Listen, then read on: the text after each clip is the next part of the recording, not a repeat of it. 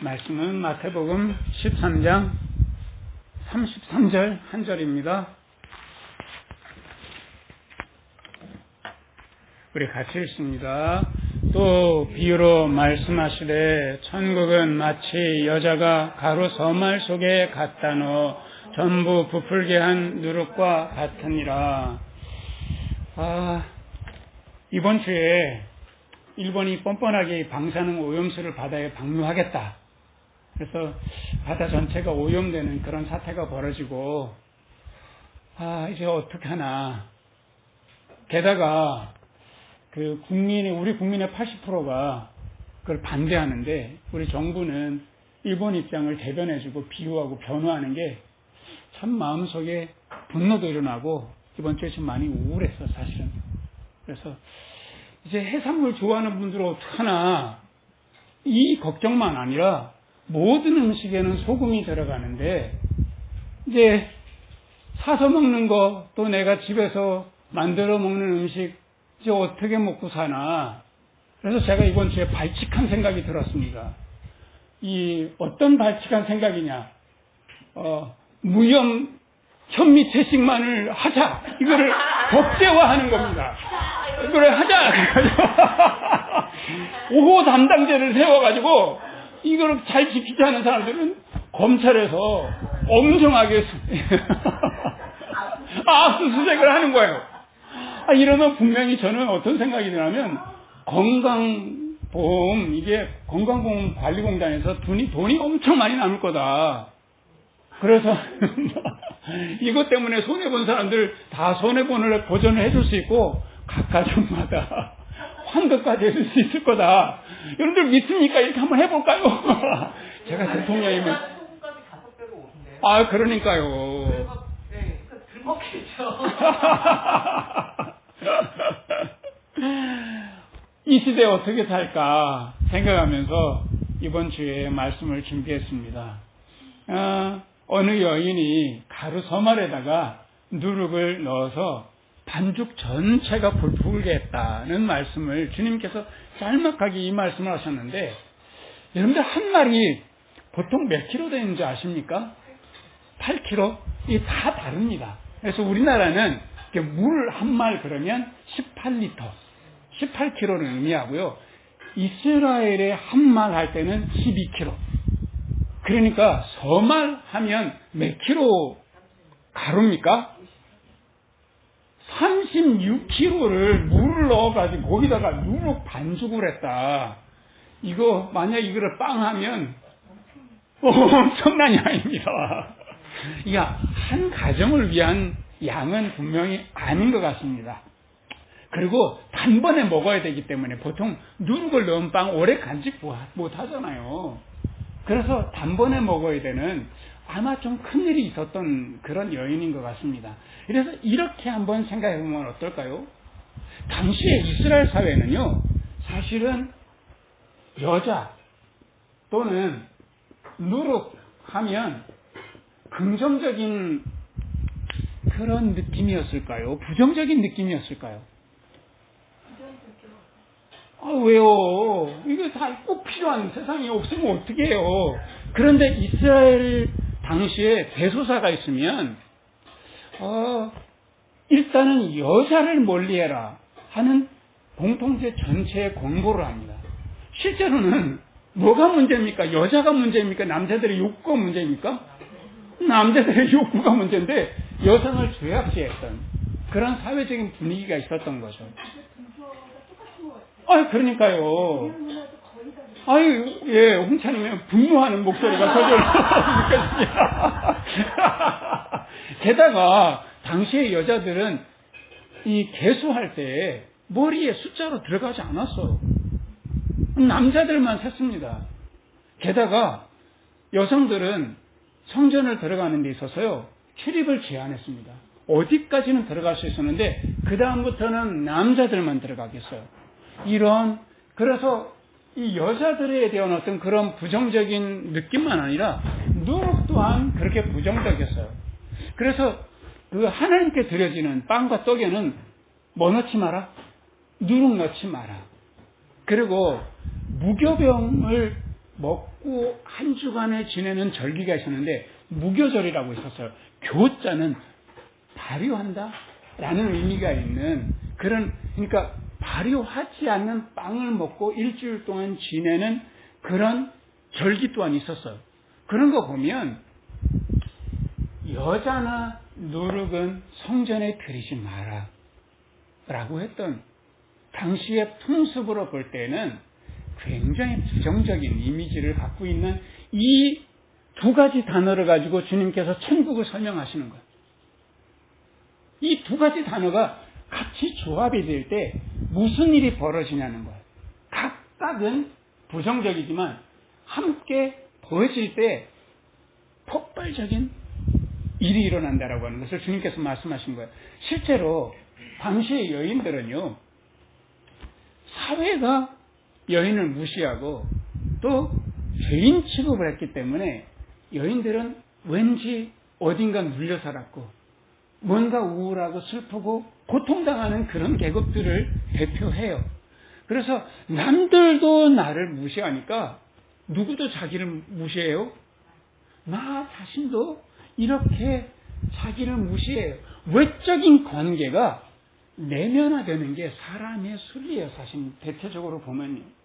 남들이 무시하니까 나도 나를 무시하고 사는 거예요. 남들을 비하시키니까 나도 나를 비하하고요.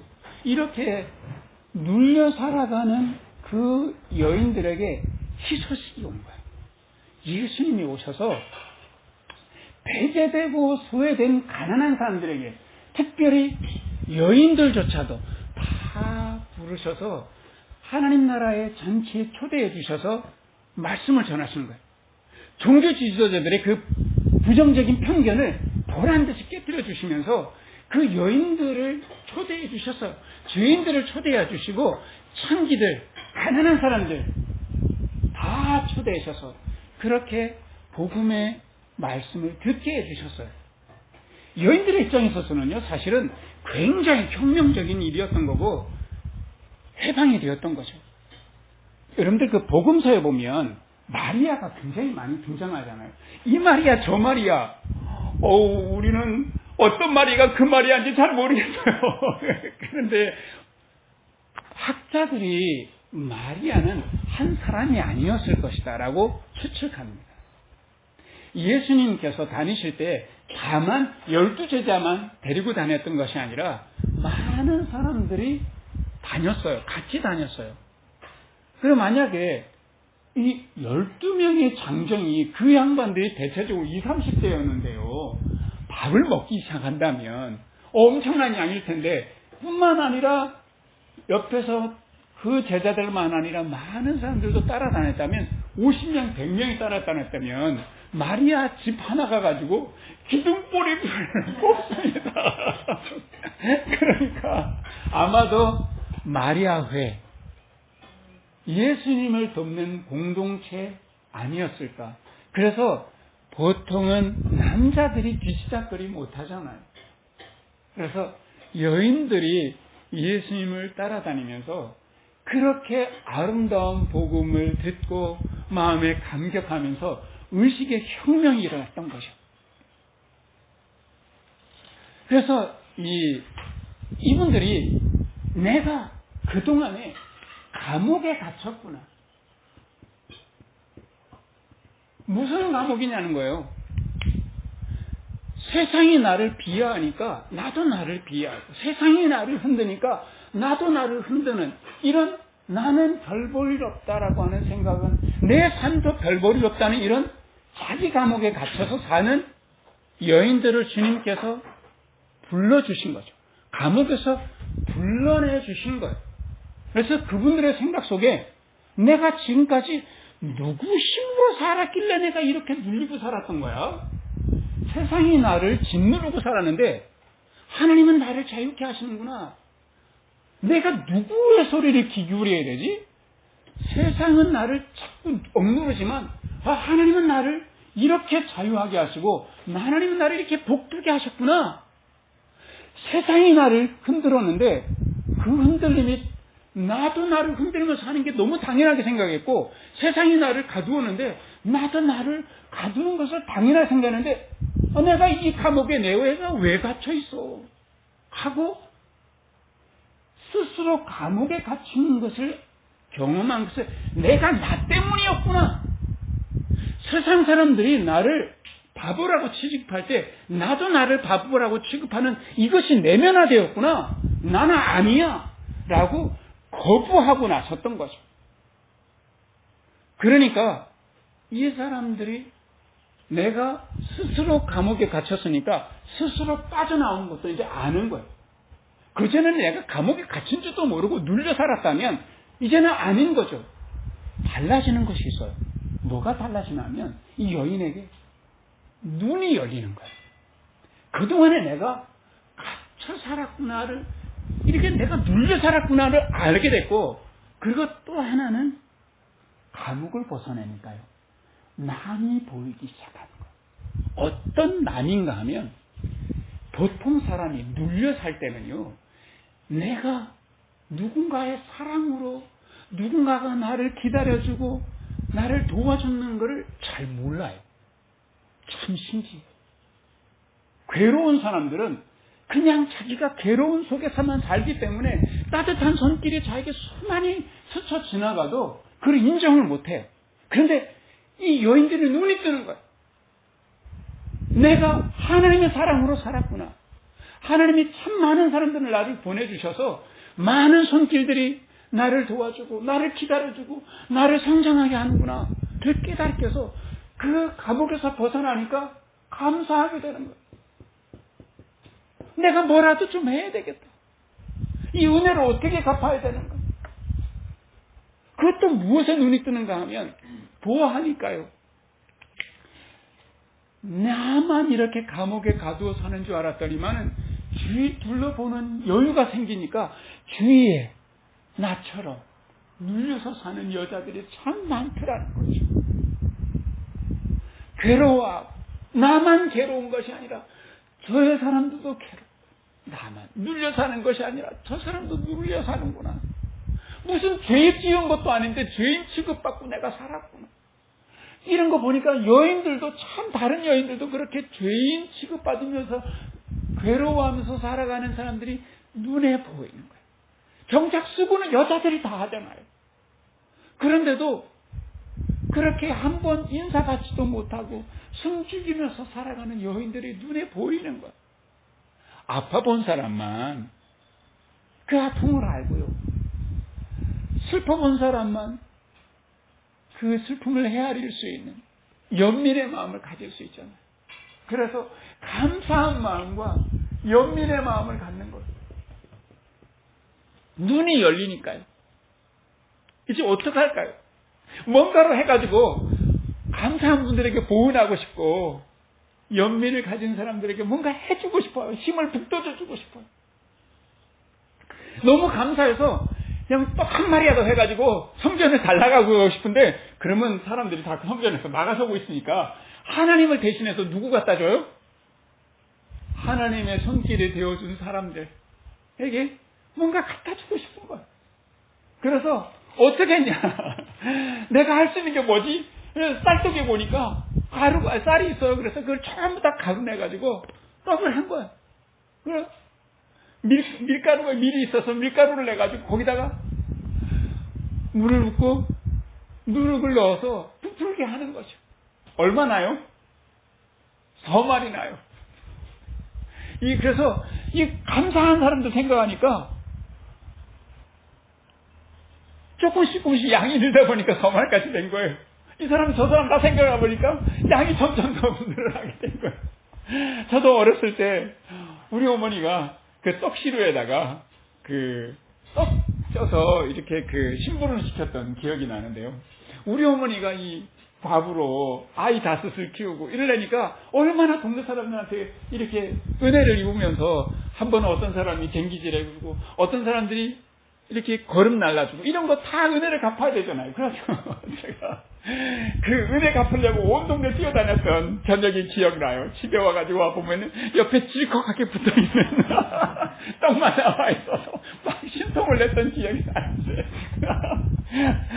이 여인은 떡 서마를 해가지고 잔뜩 누룩을 넣어서 부풀린 이 빵을 해서 소리 소문 없이 잔치를 하는 거죠. 내 혼자만의 잔치를 하는 거예요.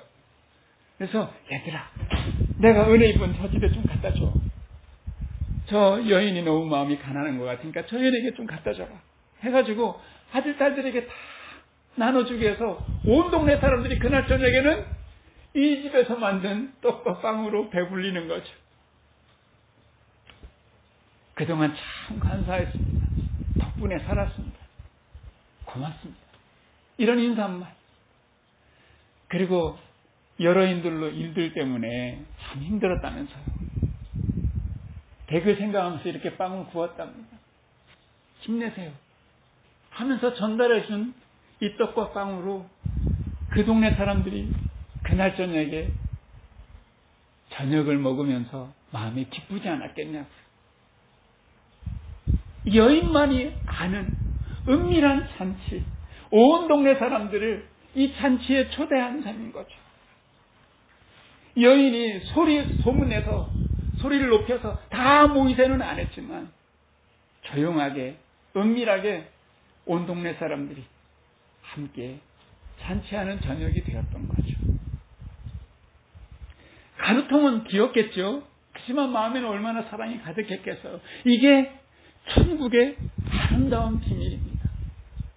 은밀하지만 파급력 있는 이 아름다운 이 천국의 복된 은총을 우리 모두가 함께 누렸으면 좋겠습니다. 마치 작은 겨자씨 한 알이 점점점 커져가지고 새들이 힘겨운 날개를 접고 쉬는 공간이 되었던 것처럼 이 여인은 하나님께 받은 은혜, 많은 사람으로부터 받은 사랑, 그걸 함께 나누었던 거죠. 이렇게 가루 섬 아래. 그래서 이 누룩이 은밀하게, 조용하게 반죽을 완전히 부풀리는 것처럼 이렇게 조용하게, 은밀하게 정말 힘있게 천국은 전파되고 있다는 것입니다. 그런데 창세기를 읽어보면 하나님의 창조 사역은 어쩌면 실패한 거 아닌가? 첫 번째 창조했던 아담과 하와도 실패하고 하나님께 범죄하잖아요.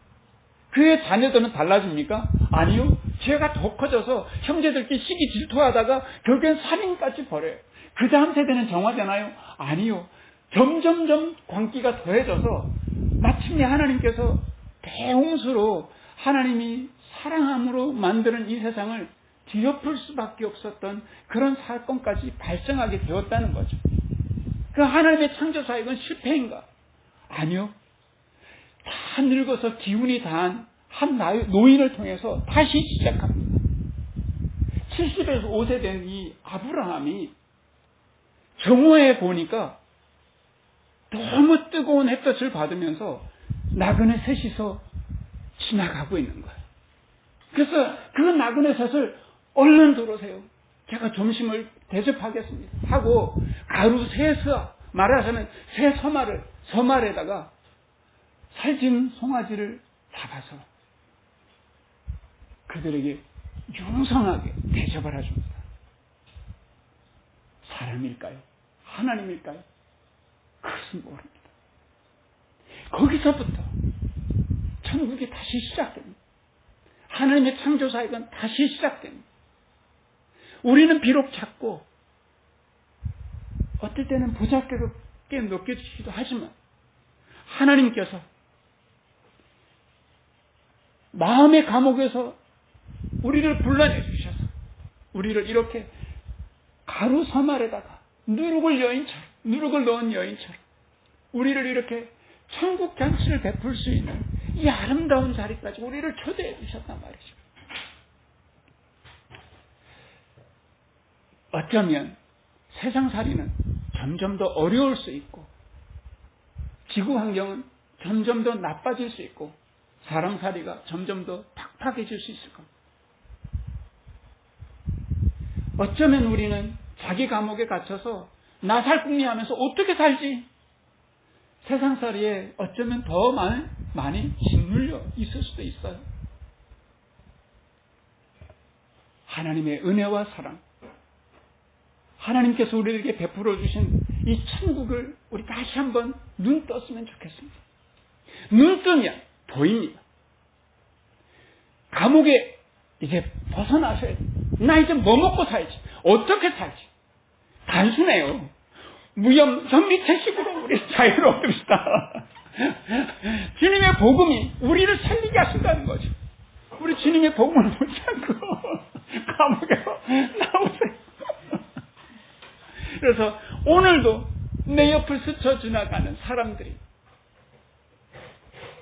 사람인지 하나님인지, 아브라함은 하나님을 섬기듯이 그 사람들을 섬겼을 때에 아브라함이 잔치를 벌여놓은 그 잔치에서 하나님께서 내년 이맘때에 이 행복한 일이, 이 가정이 일어날 것이다 축복해 주시고, 그것을 통해서 하나님께서 다시 한번 천국을 시작하십니다. 우리 감옥살이하는 내 생각에 가둬져서 살아가는 뭐 먹고 살지에 갇혀 사는 감옥살이 인생이 아니라 잔치를 베푸는 복된 삶이 되시기를 주님의 이름으로 축원합니다. 우리 같이 기도하겠습니다.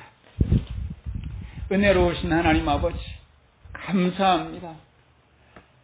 우리가 눈뜨고 보니 세상이 날 흔들고 가두기도 하지만 정작 나를 흔들고 나를 감옥에 가두고 있는 것은 정작 나 자신이었음을 깨닫습니다.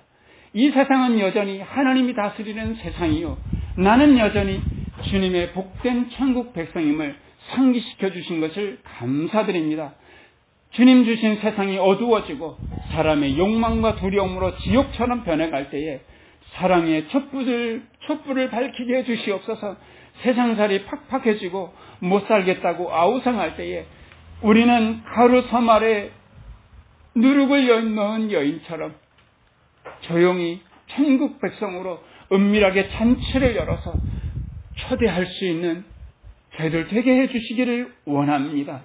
누룩이 반죽에 번지듯이 천국의 기쁨이 우리를 통하여서 커지게 하시고 마음 가난한 영혼들이 위로받고 배부르게 축복하여 주시옵소서. 우리의 삶을 축복해 주신 것을 감사드리며 예수 그리스도의 이름으로 기도합니다. 아멘. 우리 찬송가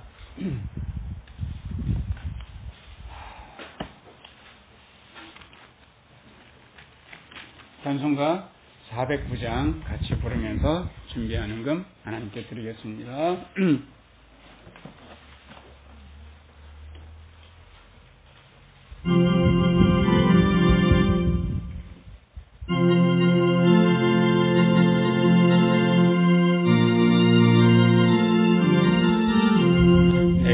내 영혼 불가임이 허락한 그 귀한 영생수 주여 갈망합니다. 그 약속 따라서 힘써 간구하오니 오 주여 내 기도도 들어주소서. 예수의 사랑 바다 물결같이 내게 임하니 영광의 물결에 온전히 쌓여서 내 영혼의 기쁨 한량없도다. 주 내게 약속한 금비 내려주시려 은혜의 저그는 건너편에 떠올라 그 귀한 징조가 내게 밝히 보이니 나 힘을 다하여 주께 간구합니다. 예수의 사랑 바다 물결같이 내게 임하니 영광의 물결에 온전히 쌓여서 내 영혼의 기쁨 한량없도다. 은혜의 손앞이 지금 업적히 내려 구원의 큰 강물 흘러차고 넘쳐서 내 주 모든 죄 힘도 씻어버리니 나 지금 은혜를 충만하게 받았네. 예수의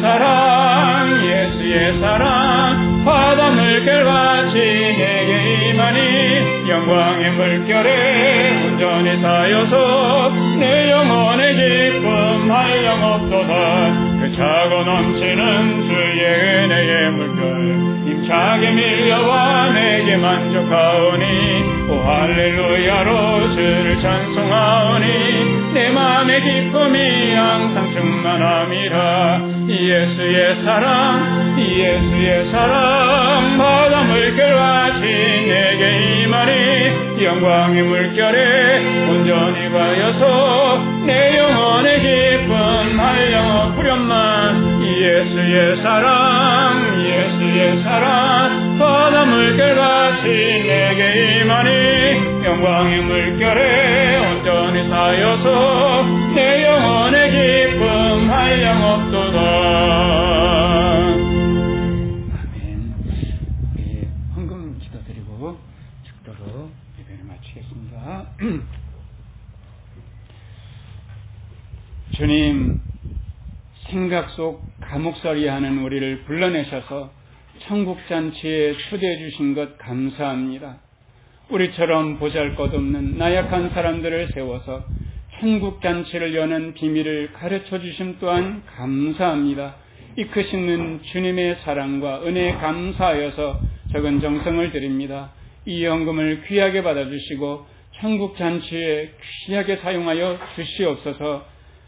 이제는 감옥살이하는 우리를 불러내셔서 하나님 천국잔치를 열기까지 인도해 주시는 하나님의 능력과 가장 어두운 때 불 밝히며 허기진 우리를 위해서 잔치를 베푸시고 초대해 주신 예수님의 사랑과 우리를 감사와 연민으로 천국잔치 베푸는 사람으로 만들어 가시는 성령님의 지혜가 우리 교우들과 함께 계시기를 간절히 축원하옵나이다.